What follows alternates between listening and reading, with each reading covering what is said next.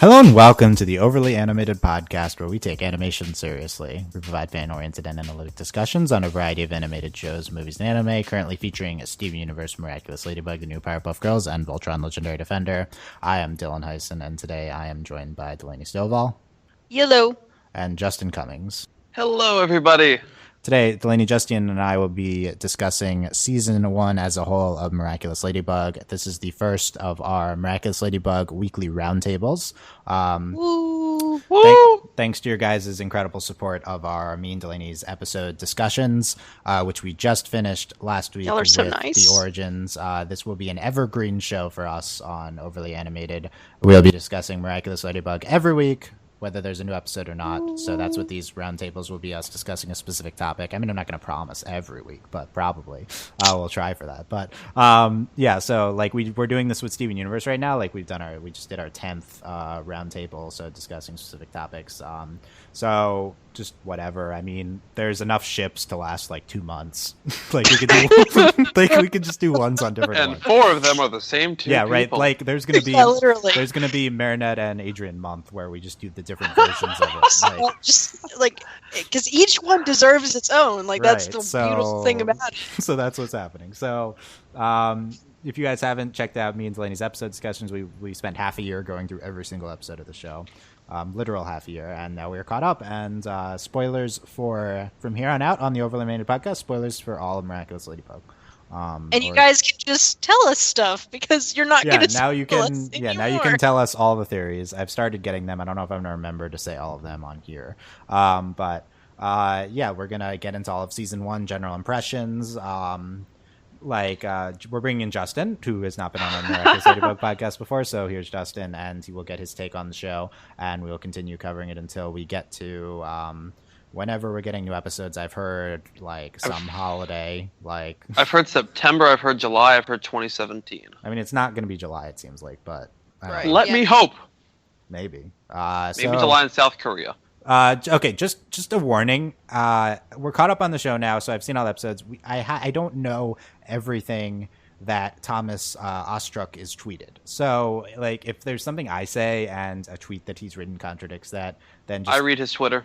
Okay, then maybe Justin will point it out, but just point like it's. I'm not blaspheming. I just don't know, so just leave a comment informing. Or like, things from the webisodes so that we're going to eventually start watching. Hopefully next week's roundtable will be on the webisodes, or at least half of them. Maybe we'll split them up. So we're going to cover the webisodes after, but we still, as of now, have not seen the webisodes, right? So Have mercy on us. So those are the warnings, but we have seen. So most of our knowledge here is going to be in just episodes, what episodes it presents us, but.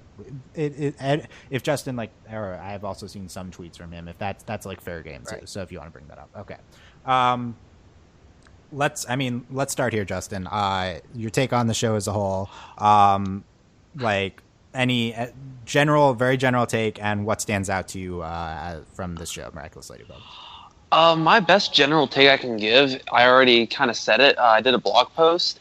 This show truly is Code Lyoko 2.0. If you haven't seen it, I did a great blog post on it, I think. Just shameless plug right there.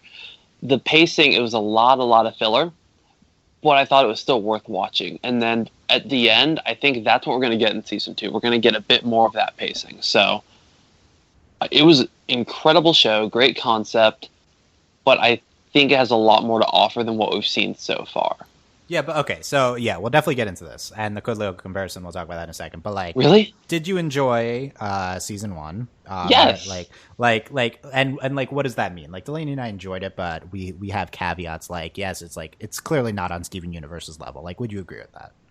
Yeah, I'd agree with that. It's a different kind of show entirely. Right. Yeah, but it's very like a very much enjoyable season 1 filled with like pretty good episodes, stuff like that, right? Yeah, it was good for a beginning point of the show. I thought the decision to go in media res with starting right in the middle of stuff, I thought that was a bit unusual, but I kind of get why. The fact that they didn't start with the origin and they put that at the end. Right, yeah, we're going to talk about the placement of the origin episode again. Quickly about Code Lyoko. Origin story of Dylan. Here's the origin story. Code Lyoko was my first online fandom when I was like 11. What? Right, yeah. So This was like pre-Avatar. I was into the show. This is my first one, so I'm very much aware of Code Lyoko. I have not like marathon the series in forever, but like this was my favorite show when I was younger. There's a lot of comparisons to this Miraculous Ladybug season 1 with season 1 of Code Lyoko. The obvious like thing to say is like they're made by similar people. Like Thomas the kid France worked on Code Lyoko, and like there's only so many people in France who work on animation, right? So many people so they're kind of all the same. But I mean, that's like France is a big place, but it's not like as big as like animation in Japan or the United States. But yeah, it's somewhat similar people. I mean, it's just such a similar structure. I mean, you have the repeating, you have the I feel like we talked about this at some point in Delaney and I's discussions, but we talked the akumatized like the butterfly being the Xana like plug, the Xana eyes, right? Like whatever. There's no name for that, but yeah, it's just and like affecting the real world in some way, and then and then the going into the superhero mode is going into Lyoko. Like it's they've never met the villain. Never met the villain. I mean, it's different because Xana's not a thing, but it's and it's one of the biggest one is the reused animation. Every episode is in a very similar manner. Like it represents the plot elements that happen over. It's a process to become the hero. It takes like the scanner. I mean, the scanner's the transformation. It's very similar things. Miraculous Ladybug. That cry is it's literal return to the past. It's the same. There's at the end of every episode. Yeah. And the thought that, okay, now we're moving into more plot territory, much like Code Lyoko did in season 2. I think that's an assumption. I don't think that's necessarily true. I also think that Code Lyoko season 2 wasn't purely plot heavy. So but it was more of a balance than season 1 was. There was more plot stuff, continuous structured stuff, but it was also a lot of the same, I think. I could be not remembering correctly. Yeah. 3 was probably the most serial, but 2 was kind of 50-50. But then they do get into serialized stuff in like 3 and 4. So yeah. But season 1 was like 90% filler. The difference I would say is that, and this is a big difference, the Code Lyoko season 1 finale, something happened. I don't think the similar thing happens in Miraculous Ladybug. I think Volpina is going to play a bigger role than you think. And also, like, I think that's the big thing from the finale. And then also, actually meeting Master, is it Fu or Wu? Fu. I think that also is kind of the big switch. So they hint at things that could happen, but in Code Lyoko at the end, like, Aelita, like, comes to the real world. Like, that's a thing that actually happens. Yes, that's the big switch. Like, there's nothing like that here. Like so their reality doesn't change. Like there's still like there's no. The show is in the same place now, except for Marinette meeting Master Fu. That's the only thing that happens. Like, and then honestly, all of it is just for the audience. Well, it's just for the audience, really, though. Like we don't really, and the finale doesn't even pay off in that. It doesn't pay it off. True. And she also already met him. Like this isn't like she didn't know he was the Guardian, but she's seen him before. She has met him. She just didn't know he was the Guardian. Yeah. So he doesn't really do anything. Like it's all for the audience, which is fine. You can have something like that, but it doesn't do anything. Like nothing changes in universe, really. So my thing is like, if we're on a Code Lyoko trajectory, like that's not potentially good because Code Lyoko has had more happen at this point in the end of season 1. Excuse me, and then even in season 2, it's not completely serialized. So if we're gonna have a serialized season 2 for Miraculous Ladybug, we would have to like get around the fact that we haven't had a jumping off point yet. And then also actually have more serialization than Code Lyoko. So I think 50-50. I think we're still going to have filler, but I think there's going to be more than 1 or 2 episodes that actually something big happens. I mean, I'd hope so. Like, I don't know if we have the information. And again, we could be missing stuff. But well, if we're going to start from her meeting the Guardian, if we start from that moment, then we can actually get somewhere. Yeah. Yeah. Like I think that actually opens up so many doors. I just. The thing is, we've actually never done anything chronologically in this show, though. So like, they might just skip over it. We don't know. I really hope not. Yeah, like we could just not see it. Like that, we could. But if they do that, if the first episode of season 2 is like the next 30 seconds and we actually like continue from that can be the stepping off point because, oh my god, we just got chronological. Oh my god, there is a timeline to this show. Yeah, I don't know. In my head, I used to be, when I was watching, I was like, okay, season 2 is going to be great. It's going to be like all serialized. It's going to be really serious. Now that I've seen all of season 1 and now that I witnessed nothing happening in the finale, it's just so hard for me to see it just suddenly becoming this plot heavy show. Like and we can only take tweets. I mean, because the creators tweeted, it's going to be different. This and this, and it's like, but we haven't seen any evidence of this. And how does that shift even happen? Like. I think we started getting a bit more serial, though. I mean, look at the way, what was it, Pixelator went like almost straight into Guitar Villain. Simon Says and Volpina played off each other pretty well. I know y'all. I think it was Jackety in Japan, but Simon Says, or not Japan, France. There's two what's his face episodes, the Guitar Guys episodes that seem to happen one after another. They didn't even show them in order. No, I don't think that those Simon Says and Volpina have to be watched together though. But I think but they show kind of hints because clearly I think Volpina takes place after Jackety, just based on what we see. Adrian experience. I would agree with that. So I think we're getting more chronological. I think they're trying to make that step.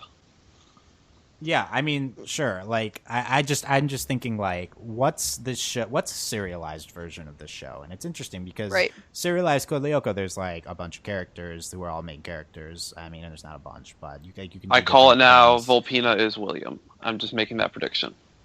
Ugh, really? I liked William. I'm sorry. Oh God, you would. You would like. Sissy is obviously Chloe, right? Like no, Sissy has redeeming qualities. Okay, you obviously have not listened to all of. Clearly, you would know not to say that to me. Chloe's the best. So I can't stand her. Half the Hawkmoth isn't the villain. Chloe is. Chloe. Yeah, that's actually kind of true. Yeah. It is, but Chloe wouldn't have anyone to akumatize.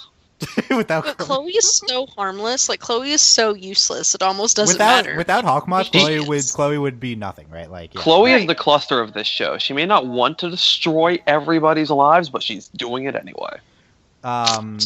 She does it in such a harmless, like, sad way, though, that it almost doesn't matter. Like Chloe's so pathetic that it's like harmless. So in Code Lyoko, we eventually get Sissy like incorporated into the plot, like as kind of a main character. I don't remember really that well how that happens because it's at the very end, I think. But and because every episode they reset, and that got so annoying because she'd finally get a redeeming quality. And really? Nope, return to the past, and just But yeah, so like I could totally see like Chloe being like the bee or something else, right? Like that would be really interesting if we got Chloe Alia. You're right.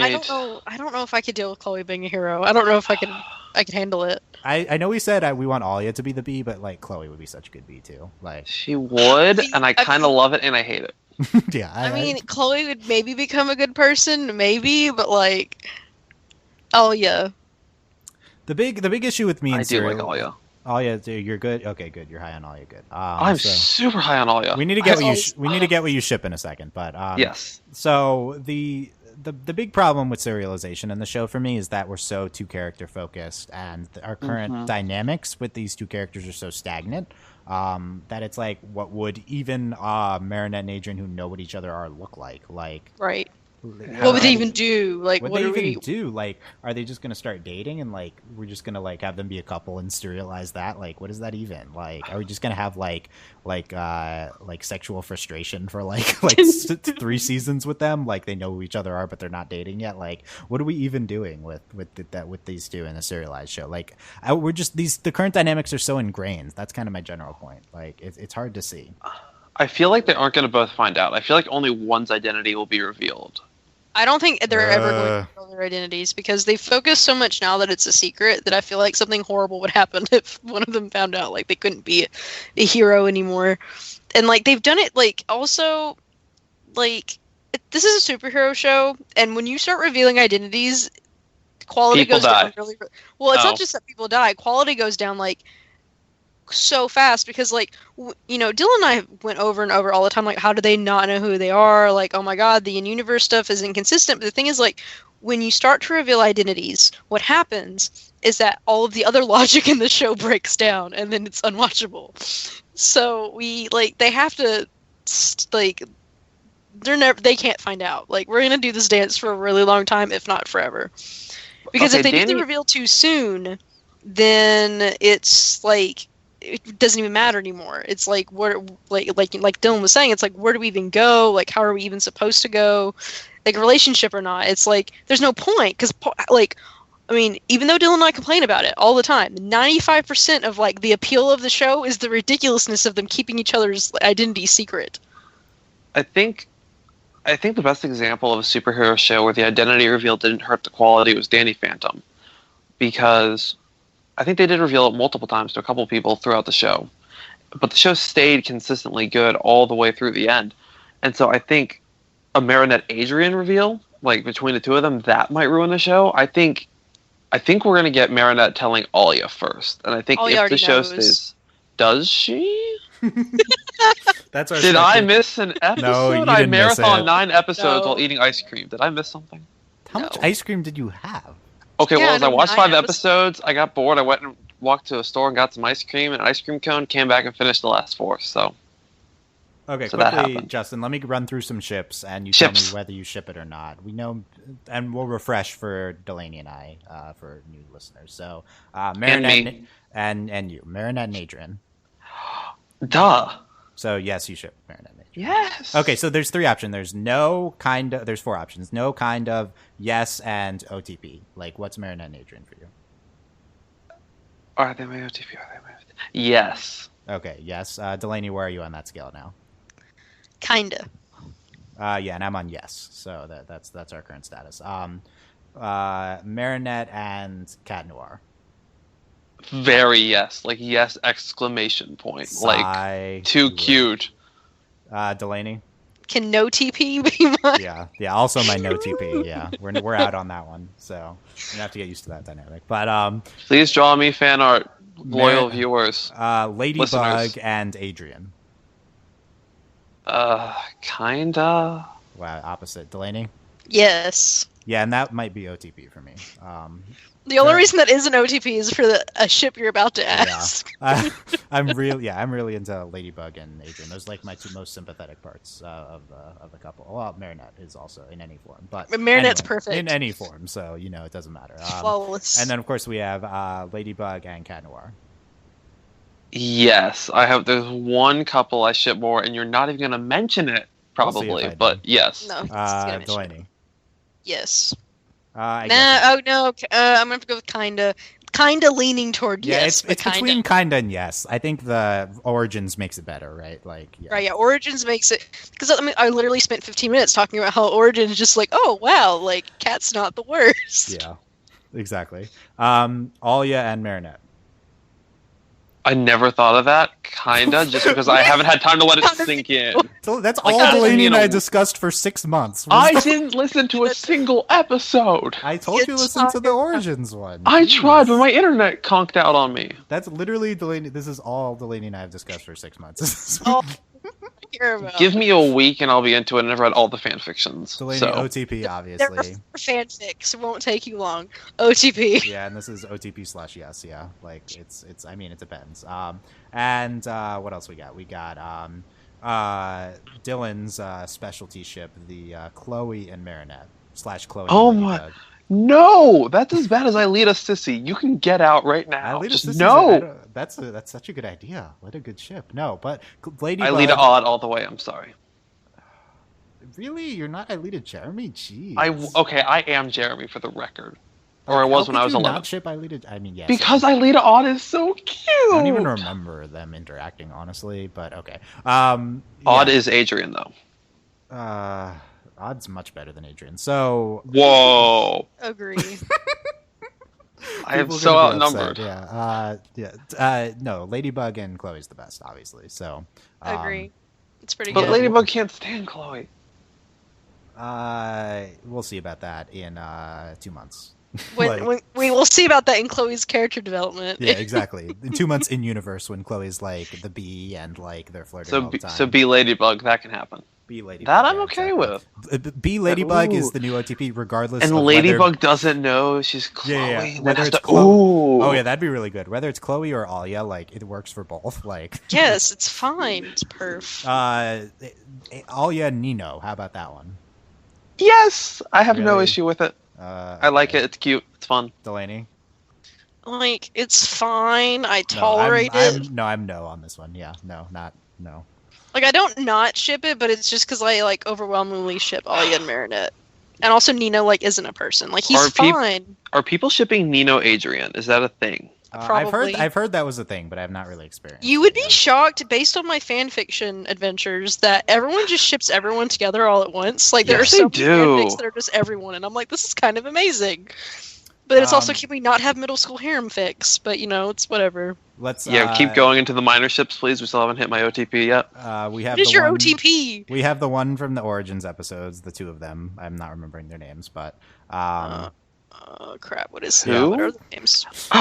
There's my OTP. Ivan and Maylin. Yes. I like them from the movie episode where he was the monster. Yeah, I like them a lot. They're so perfect. They're my OTP. They're just adorable, and I love them. Yeah, I guess yes. They're like I ship them. Yeah, they're cool. We haven't hit the OTP, the true OTP yet. Julika and Rose. Yeah, I was waiting for that. I do like that. OTP. Rose irks me for some reason. I don't know what it is. She's like the most precious person. She is precious. She's almost too precious. She's like that. She's evil. Interesting. An evil unproblematic fave. She's a little bit like that annoying cream soda that's just too sweet that it's almost sickening. Oh, interesting. Yeah, but that's like your enthusiasm is that. So yeah, that's true. Okay, Sometimes I wonder if you like me, Dylan. I worry. Oh God. So we'll see at the end of this podcast. We'll reevaluate. So let's I don't know. Where should we go from here? So Justin, what stands out to you as the best episode from season 1? Best episode. I'm so biased. I loved The Gamer with an undying passion because Katukin is the greatest thing I have heard in my life. Stupid. It was the best. I love fighting games. I love mechs. It was so great. I think Gamer's probably a top 5 episode. Katukin. It'd be around number 5, probably. Sure, you can. Delaney, we're still both on Simon Says, but you might have put one of the Origins episodes above. Where are you? I have to pull up the list and stare at the Wikipedia page. I mean, it's either Simon Says or one of the Origins episodes, because that's what you said. For the record, I did love Simon Says. You're right. It's probably Origins Part 2. Okay. Stoneheart? Yeah. Well, they're... whatever Stoneheart. Is, yeah, whatever it's called. Yeah, I mean, I think Simon Says is clearly number 1. I'd also put the Origins up there. I would put Volpina up there. And Volpina, of course. And then I'd put Gamer up there. There's a few others. Like to me, the Gamer is like the best of the filler. Like, just in my opinion. Lady Wi-Fi, Tiebreaker. And why I say Lady Wi-Fi is I loved Lady Wi-Fi. Timebreaker. There are a few others too. I can't remember, but yeah, there's the top tier, and we'll go over that in a separate one. But yeah, what else do we? So we and of course, and the first episode, honestly, like that's like one of the best villains. Stormy Weather, yeah, I think that's also in the top tier. I agree. Speaking of that, my house just shook. Yeah, well, that's interesting. Yeah, I might have storms here in a second too. So I'm a weatherbender. So am I actually stormy weather? Let me read a email or ask for something I got. You got feedback? I did not. People like us. I didn't ask for feedback, but someone sent an ask. So let's read this. Cool. Even better. Please always send stuff, even if we don't ask for it. We love stuff. I mean, I'll respond. Generally, I respond to things and I don't save them for podcasts, so it's tricky. But also, I like fan art. Give me that. I like asks. Yo, the Amazing Ace on Tumblr says, your reactions, Delaney's especially, haha, from the Origins are what I was waiting for the entire podcast. Smiley face. Some food for thought for you all. Given the Origins episodes, I'd like to hear you guys reevaluate your opinion on the non-linear plot and whether you think it is as effective as a storytelling device. Do you think it will continue continue in season 2? And do you think it will be as effective next season? Why or why not? Finally, is it worth rewatching season 1, or is it only purpose set up for the origins? Like, were the origins only worthwhile because season 1 exists before it? Or does season 1 hold its own merit? You guys have repeatedly said at the start of almost every review that week's episode was okay, not bad, not good, just okay, which I agreed with myself, by the way, when I initially watched. So would you go back and rewatch season 1? Does the knowledge from the origins make the previous episodes stronger, or is season 1 just not that good without origins? Okay, I'd like to clarify. I think Delaney and I said, like, it was good, not great. Not like okay, not good. But yeah. Most episodes were generally good, some of the episodes we were like, but grand majority, like, these are good, like, solid episodes. Yeah, so this is, I think, generally the question here is, like, what role does having seen the Origins episodes play on season 1? Well, like, for me, it's more like season 1 makes Origins what it is.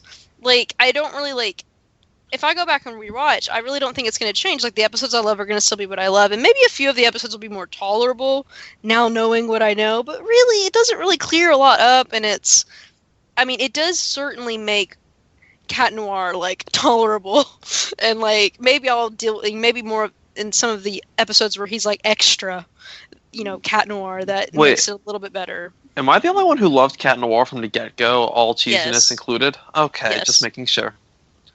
And it's just, like, honestly, I think the season does more for Origins than Origins does for the season as a whole. Like, I don't really think, it doesn't really change anything for the season. Origins changes, like, how I view the entire show and, like, where we could go and, like, the basis, the foundation in that sense. But I don't think it really changes, like, season 1. Like, season 1 is, like, makes Origins what it is. I think the question is not, like, how does Origins change season 1? Like, I think that the knowledge of Origins might make it a different viewing experience. I don't think it's going to significantly affect the quality. I think the question is, like, would Origins have been as good without having seen season 1? Which I think the answer is no. No, like, having watched season 1, like, that's what makes Origins. I mean, Origins was very emotional because we just hammered these two characters into our heads for so long, and that's why seeing the beginnings of them is very effective. Yeah, we had gotten, we love these characters, got attached, and then to see where they started, to see Marinette become Ladybug, because we adore her, and to finally see that, to see the transformation and, the confidence and everything that we love about Ladybug, that's what's, really special about Origins, and that's just because of season 1. Justin, what's your take on this? How would Origins have played if we saw them two first? I think we needed Origins later in the series. I think the series needed to start just kind of in the middle of things. I guess I kind of want to answer more with a question. The only other show I can think of, again, going back to Code Lyoko, they did a 2-part Origin episode, but they saved theirs for after season 3. So just to remind people, that aired after a whole bunch of stuff happened. This was after the entire game changed when William joined Xana, or was forced to join Xana. So much Code Lyoko spoilers, I'm so sorry. But do you think they should have waited longer for Origins? Like, do you think they should have waited until a big game change and then show us how we got to the first status quo? Or do you think this was the right amount of time to wait? So you need to do Origins here because we had such a long season with such stagnant dynamics. Right. If you're at all thinking about changing things up, like, you need something like this. Like, this is ideally we'd have an in-universe development, but you can also just show the beginnings. Like, that's also fine. I don't think the show would have gotten to the point that that you're kind of suggesting, Justin. Like, I don't if it was to be shown later, it wouldn't really be Ladybug. I honestly don't think the show would be as successful if it had waited. Like, if we didn't have Origins, I mean, I would still love Ladybug and I still want to watch it, but I wouldn't be as eager as I am for season 2. I wouldn't, be like, finally feel like watching the entire season paid off. Right. Or that this was kind of worth it. Because we kind of had some reservations before we started covering Ladybug, and then of course we liked it. We love it. It's great and watch it. And we have so many hopes for the show, but I think Origins here, and Origins does provide it's not the stepping off point we need, but it's the beginning of one, so we can move into what has been hinted at that's more than what Ladybug is now, something that's not just Monster of the Week. Right. Well, do we think do we think they're still going to use Monster of the Week, or do we think they're just going to go a completely different route? Well, I think we have to. Like, there's no way to like. They established Hawkmoth's entire identity as Monster of the Week, like machine, right? So there's nothing else. Right. Like, there's nothing else. Now they could do something a little bit more. Like they can have a bit more progress with, like. I mean, would be great. Maybe they can get closer to Hawkmoth, or maybe like Hawkmoth can just something happens that Hawkmoth can't like. He can't akumatize people, and maybe something happens, and there's just a general like.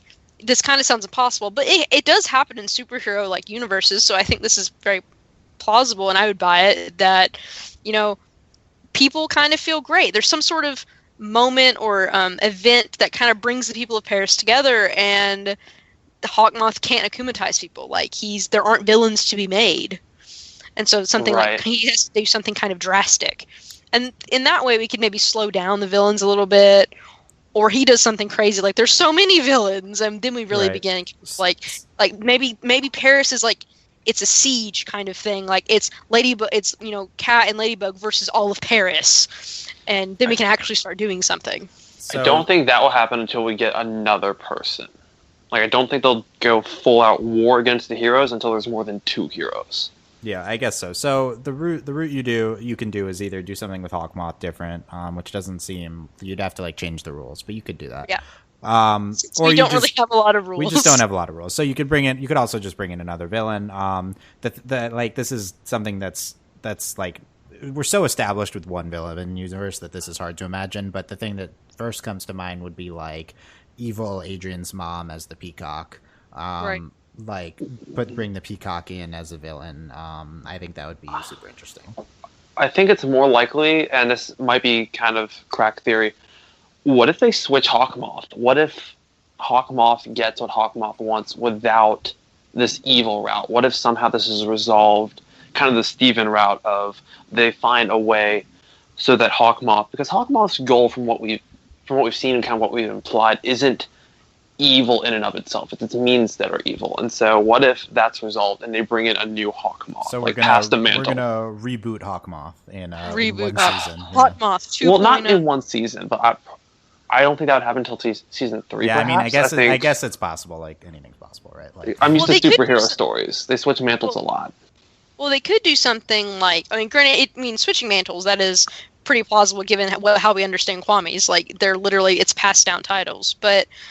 What would be really interesting is we just get rid of Hawkmoth for a season. Like, Hawkmoth is Adrian's dad. We figured this out. Maybe he has to go to Milan for Fashion Week or something. So he leaves and he's gone. And this isn't confirmed. This isn't confirmed. This is okay. It almost hinted too much that I doubt Hawk Daddy would actually do that to us.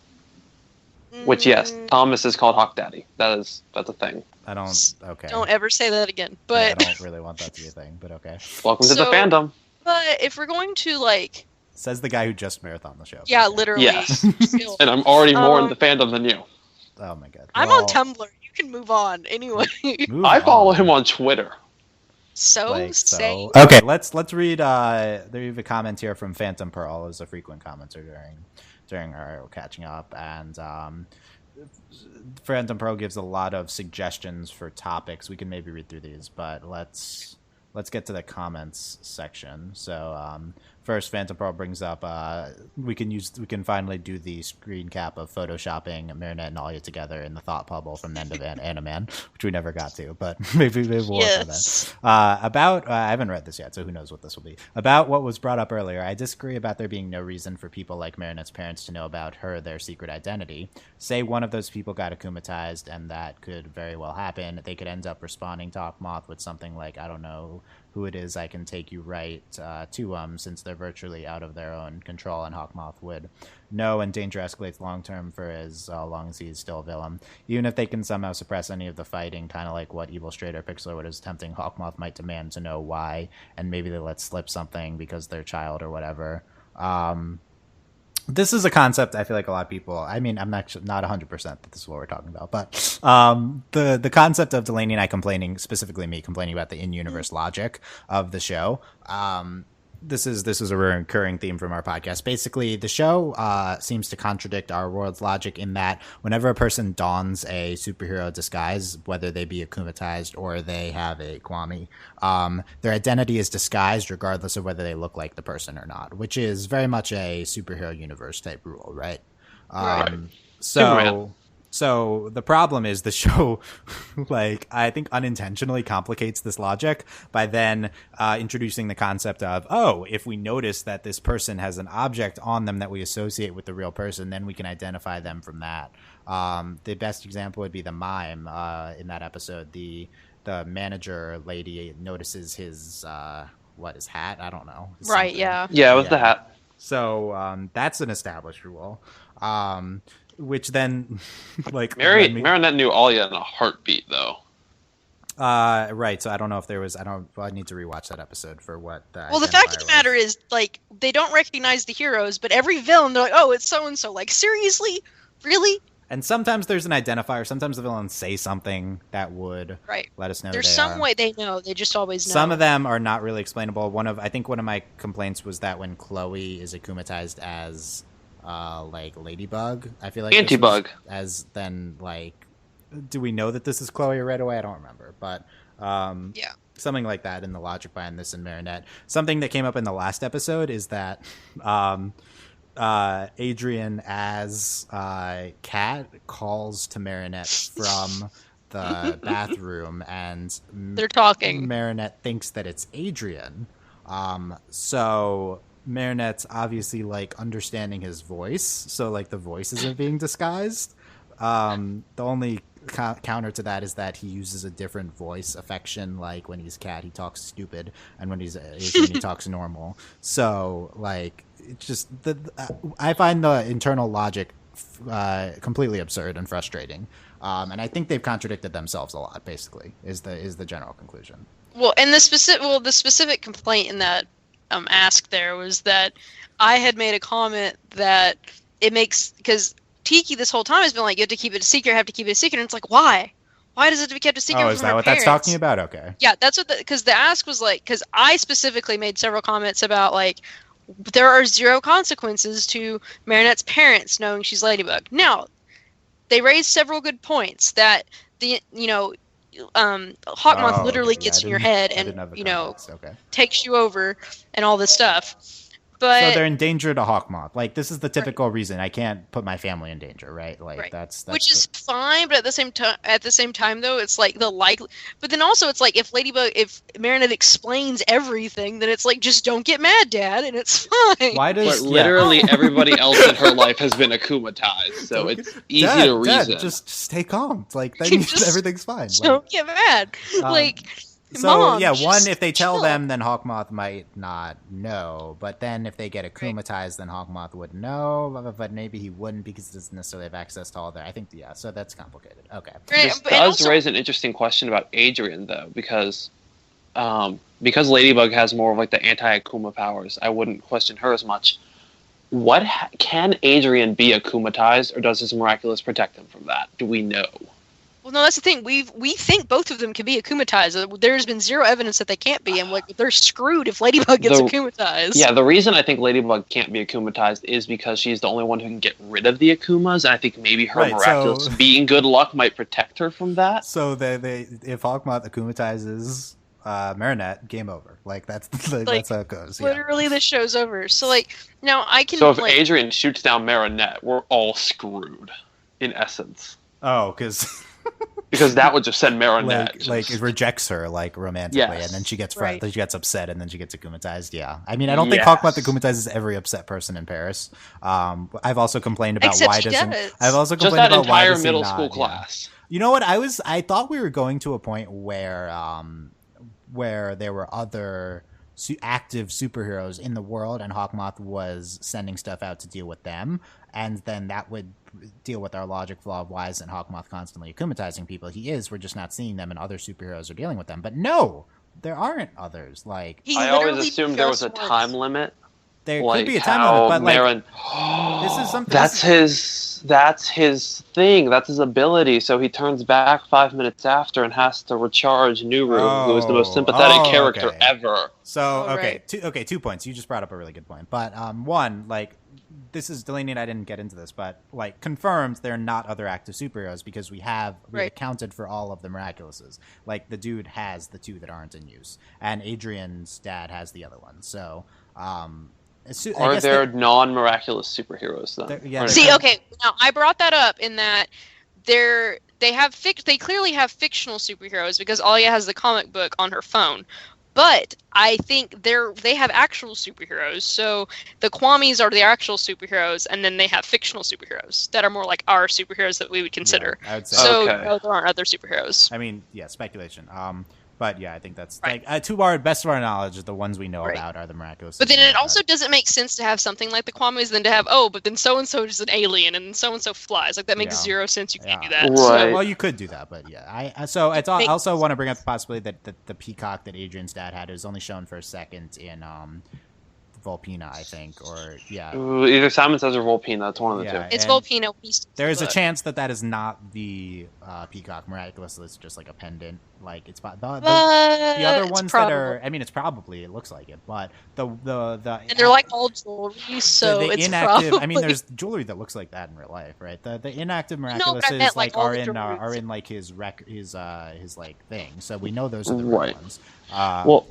But that one may or may... So we could see a peacock somewhere. You know, who knows? Have you gone into the Adrian's mom already was the peacock theory? Have you gone into that much? I think the surface level interpretation of the peacock being in Adrian's dad's possession, and we went into this a little bit, and Adrian's mom being missing, supposedly, and not dead, is that Adrian's mom was the peacock at some point. And then in Origins Part 1, Master Fu, when he says, I only made a mistake once... A lot of people think that's Adrian's mom, that Adrian's mom couldn't handle the power, and that she ran away or left or abandoned her post basically because of that. I think I heard that comment from someone. I think the surface level interpretation with that statement is that his one mistake was giving the Miraculous to Hawkmoth. But did Hawkmoth take it?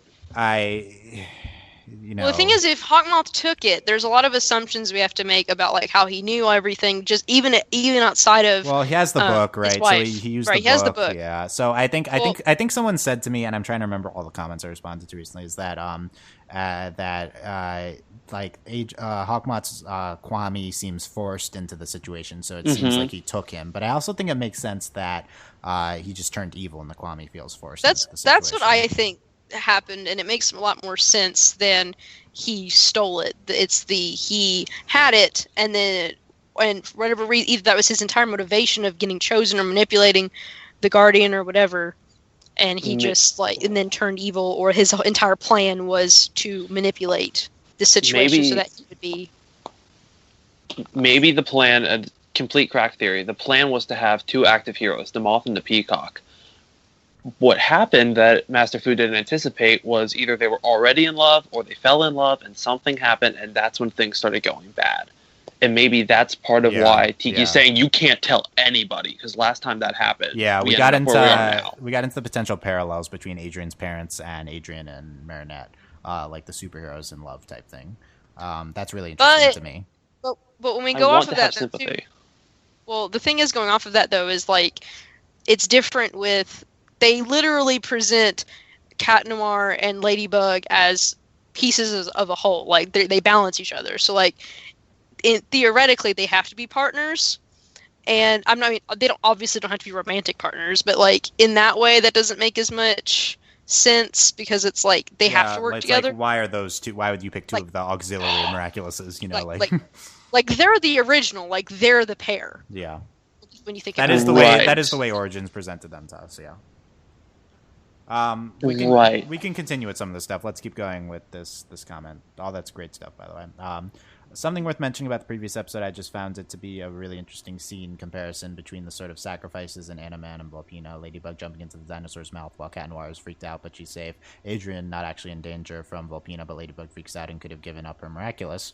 Cat Noir hugging Ladybug instead of fist bumping. Ladybug insisting on checking Adrian's all right, and they lean upon the same door, both hugging, and door leaning were relief moments. So they both got the chance of being very emotional on how they felt when they saw the other in danger, even though those weren't things that were all sort of some plan or whatever all along. It got played both ways after all, so it wasn't only Cat Noir realizing he should have trusted her. That's a good point. I didn't remember that terrible scene in Animan with him inexplicably thinking that she was dead, which was I would say that's probably the low point of the show. Right. Well, like this played out much better. It was much better here. Yeah, I really liked it in Volpina. Yeah. But yeah, that's a good point. They both had been in that situation, probably an intentional parallel. So I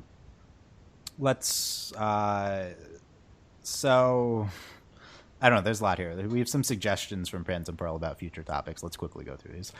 Speculate the first few non-regular, non-holiday season 2 episodes could potentially include. Is that Christmas episode theory true? What's I don't know. I haven't looked into it. I have seen things. I don't know. I haven't seen the validity of them, but I haven't just seen Christmas. I've seen Halloween, Christmas, and like one other holiday episode. Like we're getting like a bunch of holiday episodes, which to me seems like crap. But who knows? Well, if they do the Power Rangers holiday episode, it's gonna be crap. If they do Doctor Who holiday episodes, I'm okay with it. It depends on the quality. We'll see about it. Speculate on the different ways Marinette and Adrian, as well as both at the same time, find about each other's identity. Like we could have a whole top podcast about that. Wait, so she wants us to write fan fiction. That's right. What I heard. Live fan fiction. That's what I heard. I mean, that's what theorizing is, kind of. Basically. I personally love my idea how wonderful it would be for the characters if, when they find out, Marinette tells Adrian she's a crush on him, and Adrian gets excited and tells and then Marinette explains to him she's not very fond of how he interacts with her when he's Cat, and he realizes how he messed up his chances a little and starts to mature a little, so they might start a relationship on better ground. So like, I like you, Adrian, but Cat Noir is so can we like reevaluate this? What's wrong with Cat Noir? Because he's annoying. He's annoying, basically. Yeah. So annoying. You haven't seen me flirt, Dylan. I am puns. So you're puns? Okay, so you're just Cat. So puns don't equal flirting. I don't know what. Yeah, I don't know. I feel like you're too innocent for flirting, so you might not. you might. I have actually texted my friend "Good morning, my ladybug" on a regular basis. Yeah, that's how I feel. Okay, continue. The progressiveness of the show and how it could be more. So that could be a separate topic. Yeah, in general, looking back on season 1, I think it was fairly non-progressive at all. Basically. Yeah. There's like nothing here. So, but yeah, continuing all the great same-sex ships there are and how they've been portrayed / interacted so far, all the pairings in general throughout the season. What are some ways we can get them together in the future, including Marinette? So, how do we get the gay? Okay, shipping discussion. Yeah, okay, we can do that. Miraculous and the Kwamis, their functions and how they work, what we know for their history, importance, and Hawkmoth's power over others. Yeah, we should probably have like a mythology specifically about the Miraculous podcast. Yeah, right. Mythology check. Does anyone ship Tiki and Plaid? Sorry. No, go leave. Stop. One inside joke you should know from our episode discussions, Justin, is how terrified I am of Tiki. Tiki's terrifying. She's actually I think really Tiki's scary. Terrifying. This all powerful being, eternal being who chooses to like look like this cute like little thing. It's like terrifying. Tiki's scary. So Tiki X Plaid is off limits. I mean, yes. Also, Plog's super annoying. Oh yeah, Delaney and I talked about this. Like, as much as like Tiki is terrifying, she's like way too good for Plog. Like Plog is like she's so much better. Like that's the thing. Like even though we're scared of Tiki and she's really creepy, like she deserves so much better than Plog. Like we need some Plog character development. All he does is eat cheese. Like that's such a one-note character, guys. I mean, come on. What is it even one note? Like it's not even like anything. Like he just eats cheese. I like how he did in the origin story. He did like want to get out his explanation to Adrian, though. He was like concerned about that. I also really enjoy that they went through this entire process of finding what he liked to eat. Like I really like that. That was pretty cool. Okay, that's true. We didn't talk about that. Yeah, we find what cheese like Plog likes. Yeah. Ladybug is Marinette combined with the powers of Tiki. Cat Noir is Adrian plus the powers of Plaid. So in order for Ladybug and Cat Noir to be together, it would not only be Adrian and Marinette, it would have to be Tiki and Plaid. No, not necessarily. They can just tolerate each other. I'm pretty sure Tiki does not like Plog at all. Like 0%. We haven't seen him interact with him ever. We'll see. That's the other thing. Have any of the Kwamis interacted ever? Like, if everything has to be a secret, like, what do they pop out of bags and they like give each other like a nod when they walk by? Like, no, they chill in the record player and they just talk until someone opens it. Do Pokemon talk to each other in Pokeballs? So that's the question. Well, the thing is, like, we have. Don't ignore Miraculous is our Pokeball. Don't ignore that question. That's. I'm not ignoring it. It's directed at me. Yeah, well, it's directed. And The answer is yes. Okay, continue. Okay, they can talk in the Pokeballs, but we have like, I mean, I know this was mostly a joke, but at the same time, like when they're not out, like that was the whole really kind of sad part when Marinette took off the earrings. Is like they don't exist anymore; they're just in the earrings. So, like, I don't like they might not know each other because they're tied to their Miraculouses, and someone has to be wearing the Miraculouses for them to exist. Or for them to be out of. I'm off this topic. I've exhausted my concern for Blog and Tiki. Okay, yeah, that's true though. But that was a serious point though. That I don't think the Kwamis have interacted. Yeah, no, it's an interesting point. Like, yeah, when have they talked? I don't remember what we're. Oh, by the way, like in the Origins episodes, Adrian's like, now I'm gonna smell like stinky cheese all the time. Like, why haven't we had this as a plot point on the show? Like, for real. Like, why hasn't Chloe be like, oh, Adrian, honey, you smell terrible? Like, why hasn't that line? No, Chloe would be like, you smell good. Like, that's okay. You're right. That's what they do. What's your new cologne that you're? Oh God, you're exactly, right. Exactly. Yeah. Sabrina, go buy 3 bottles of it. Yeah. Sabrina comes back with cheese. That'd be pretty good, yeah. Whether Chloe is still on track to being redeemed or whatever, like you predicted earlier on, Chloe is redeemed in my heart, and that is all that matters. So, we could do a Chloe. They're gonna redeem Chloe. Like if in theoretical situation that we're gonna get everything we have ever wanted from the show, starting in season 2, Chloe will be redeemed. Chloe is the sissy, and Sissy is redeemed. So yes. Do you think slightly off topic? Do you think we'll get any mention? Not a crossover, probably, but any mention of Code Lyoko. Like, even if they just name drop Katak Academy. No. I don't think so. You don't think they'll name drop Katak Academy? No, I think no. Darn. Yeah. There goes my fanfictions. We need to start talking. I mean, the next thing to talk about is the Totally Spies crossover. Like, that's please. That's the next thing. So I can't have my Code Lyoko, but actually, Totally Spies will work. Totally Spies already had a sequel. Which Totally Spies character would you most want Marinette to meet? The butler dude whose name I forget. I'm really? Sorry, that's who you're going to choose? No, not him. Yes! No. Sam? Yeah. I'm trying to... I mean, Sam, Clover, or Alex? Like, which one? Like, I can't remember because I haven't seen it in years. I mean, Alex. Well, Alex is Buttercup, so obviously you would say that. But Alex is Blossom, so that's my choice. And also Clover's great. Clover is like more Chloe-ish than... But she's not like mean. She's just like, you know. Well, okay, if we're gonna be real, Sam. Sam's the best. Okay. Any new info? Yeah, when we cover that. The show was originally produced to be a 2D anime, and you can see the original trailer. Yes, I've seen it. And you can talk about the way the two versions compare and how the show we're seeing changed from the original. P.S. The characters, in fact, not Adrian, but an entirely different person named Felix. Yeah, so this trailer was the first thing anyone saw about the show. Like, this was what got super hype about it. This is why the fandom exists. Yeah, and that's why I was super hyped for the show to come out. So we could do a one on that, though. For the record, that trailer was partially made by the people responsible for Power Rangers. So that's a point for Justin. It's made by Toei Animation? Toei Animation, which is a subsidiary of Toei Studios, who made Super Sentai, which was then converted into Power Rangers. It's all just a big anime studio, so whatever. The current and future merchandise, I'm not requiring you to buy in order to talk about them. Oh, thank you for that. And comic books that will be released. Okay, if we let's do commercials, Dylan. Bye. Let's plug this. Also, for the lulz, how would you feel if you were given the 5-inch Tiki plush that's released soon?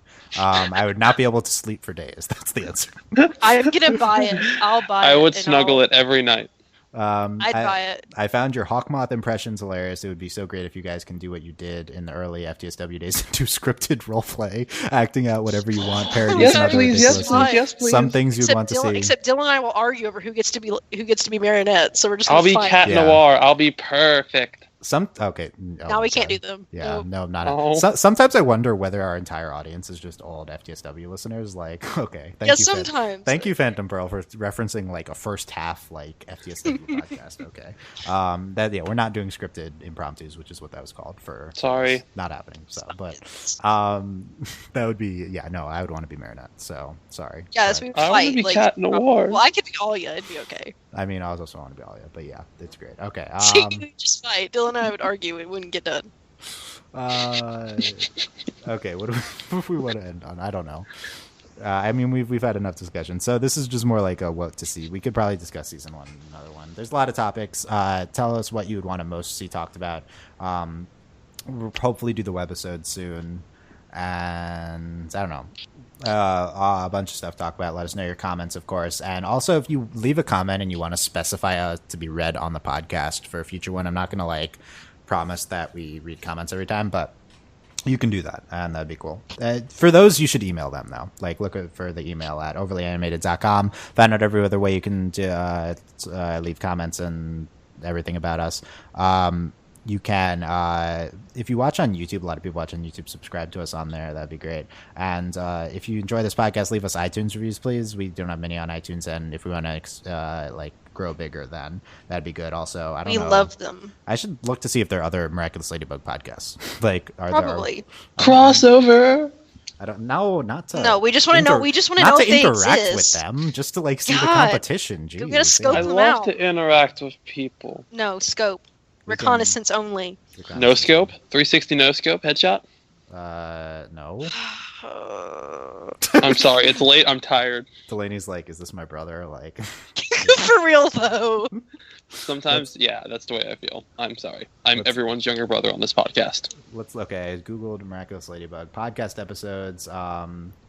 It is all us and then kids first coming attractions. What is this? Our greatest nemesis. Kids First Coming Attractions, a weekly radio show hosted by the Kids First film critics. What is this? Oh my goodness. Can I be one of them? You are a child, so... I'm not a child. I'm an adult. We've been over this. I'm 18. Okay, this is not a... I have bought a lottery ticket. This is not a Oh my god, this is like watching Dylan interact with past me. Like, I just, Yeah, it is, really. flashbacks. Okay, they are not a Ladybug specific... Oh, they're really old. Wow. Interesting. Ooh.